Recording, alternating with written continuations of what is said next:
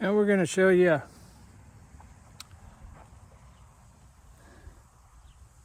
the same tool that I used on the hard to catch horse. These two things. If you kind of mix things up now and then, this is the little paint horse that's really anxious. He's really worried about things. Well, these nubby gloves feel really good. They feel just like a mare's tongue. And what I'm going to do, the nervous horse is easy to catch, but I'm going to use these things for a source of comfort, and I'm also going to not put a halter on his head. This horse gets to choose whether it wants to be with me or not. Remember, we're just working with a horse that's really anxious. And I want this horse, all I can do is get this horse to where it's not anxious around me. It's unrealistic to think that I could get this horse where it's not worried about everybody else and everything else. When you're working with these troubled horses, the best that you could hope for is that you can expose them to a different idea, and maybe it'll stick. And if you show the owner how we approach that idea, there's a plan in place to get them fixed. So, that being said, don't try to ride your horses like the client. Ride your horses like you. Don't try to work with your horses like the client was, because it wasn't working or the horse wouldn't be there.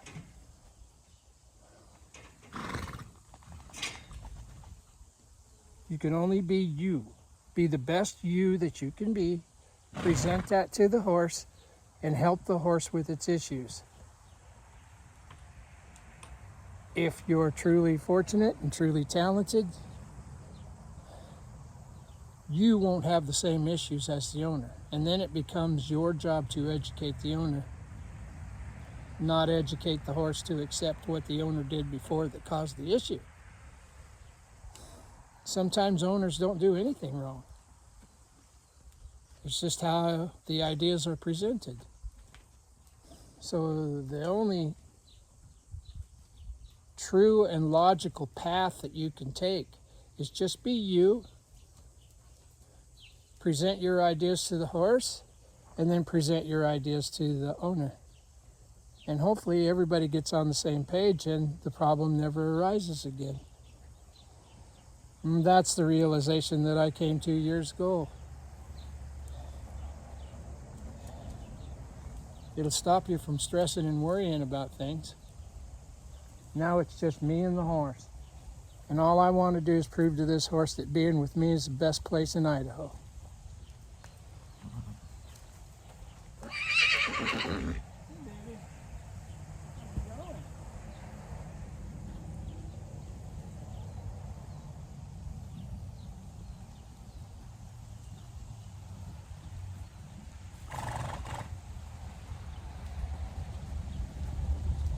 Sometimes,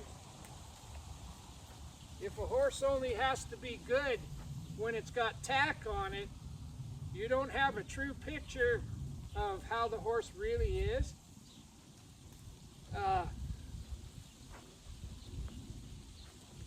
I didn't invent this saying, but I can't remember. Some clinician said it. You know what you get when you take the halter off? That's a question. The answer? The truth. I want the truth to be as good with the halter as it is without. And these little gloves right here will really help me do that.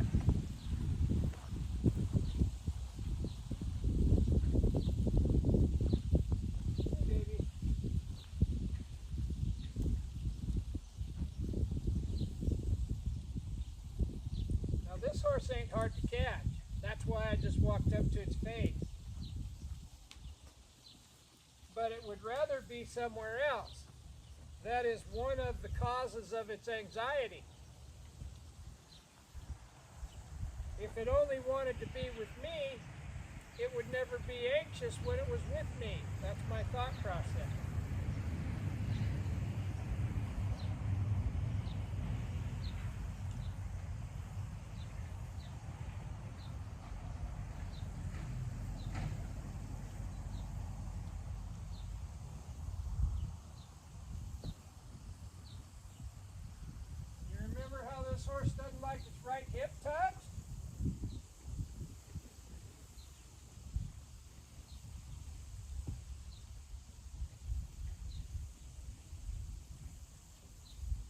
it's not an issue.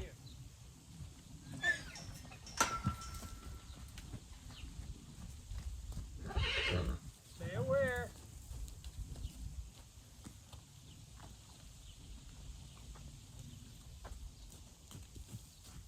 Hi, Paint. How's it going? I'm just going to walk up here, pet this Paint some more. You remember, when you take the halter off, you get the truth. Well, took the halter off and the horse would rather be with that other horse than me. There's nothing wrong with that. It just is what it is.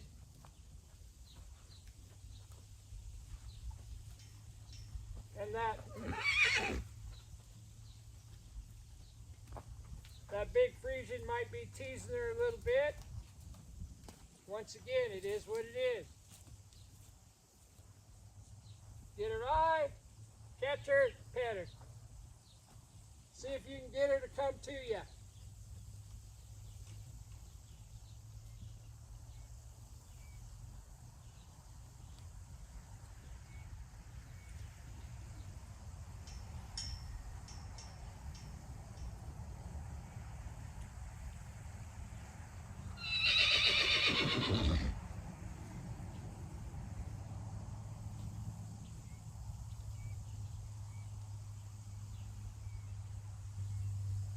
Just rub her all over like you was a mare licking on her.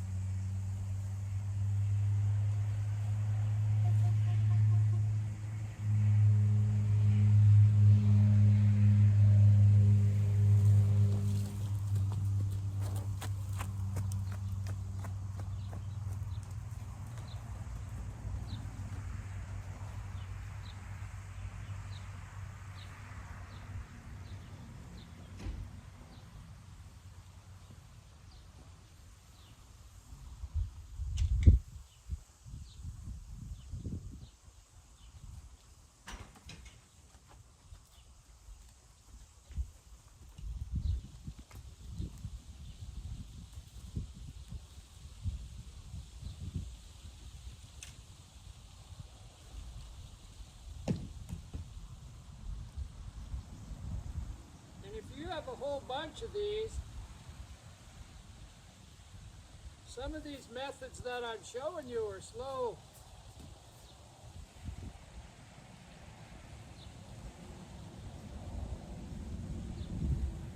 If you had 50 of them at home that you had to get through, you can't spend all day doing one thing, but I can. These videos are more geared toward people that's got 1 or 2 horses and they just want some help coexisting with them. Now these methods will work if you got a big pen full of horses, but it takes a lot longer sometimes. It's slow at the beginning and quick at the end. So I've been able to pet this horse and it hasn't twitched once. But it has left me a few times, but I'm not going to put a halter on it. I want it to relax in my presence and come to me. We're working with the mind here.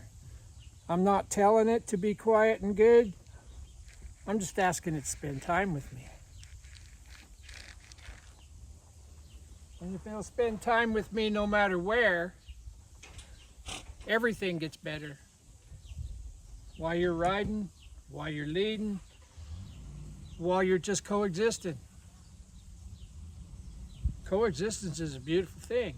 But if you've got a bunch of these horses to work with that are troubled, like right now, I've only got 6 head of horses here. So when I got older, I cut my numbers back. I used to keep 12 horses here.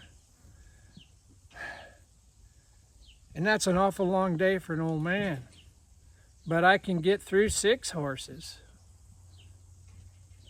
and still be able to get done what I need to get done And hopefully some of this knowledge will help you people that's only got one horse or two horses. That's my goal.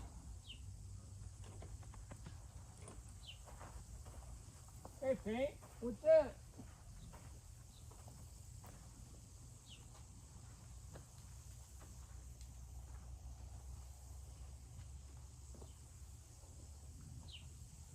And, and she keeps presenting the hard hip to me. This is that hip she doesn't want touched. And without the halter on her head, she keeps presenting it to me. That should make you think.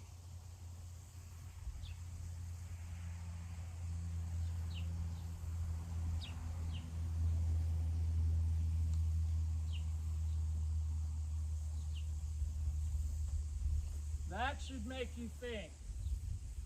When you got a halter on her head, she keeps spinning that hip away from you. Well, I don't have a halter on her head.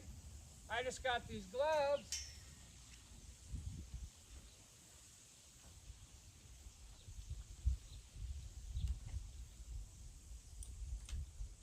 And I'm over here putting her in a coma. Pretty hard to be full of anxiety if you're in a coma.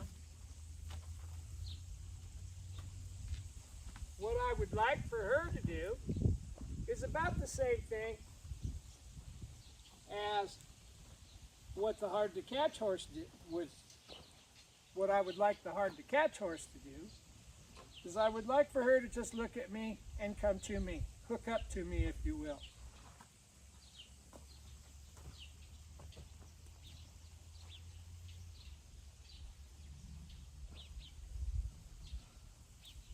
And here's that right hip again.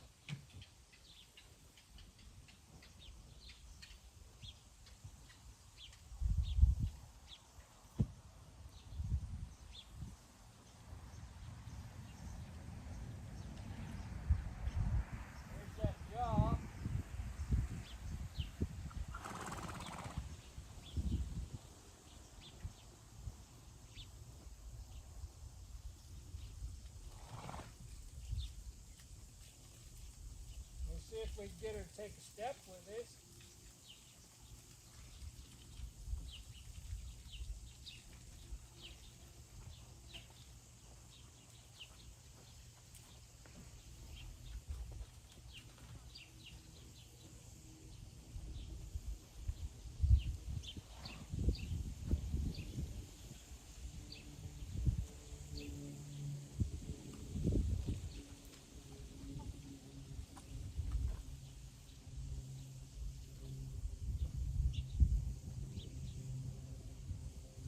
I would like for her to look at me and then maybe take a step to me.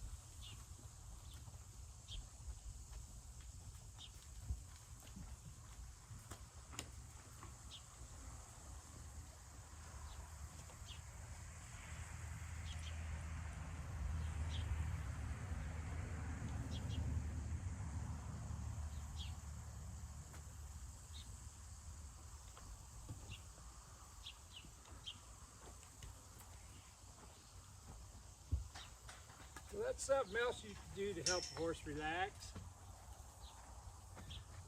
Did she walk to me? Did she follow me around like a dog? No. Just having her not leave is a success. And this is something that I'll do in conjunction with the other things that we're doing with her. Just to get her one more time, or another way of getting her to relax and thinking I was the cause of her comfort. And the more times we can do that, the closer she is to not spooking and being worried. These are just my thoughts. Bye.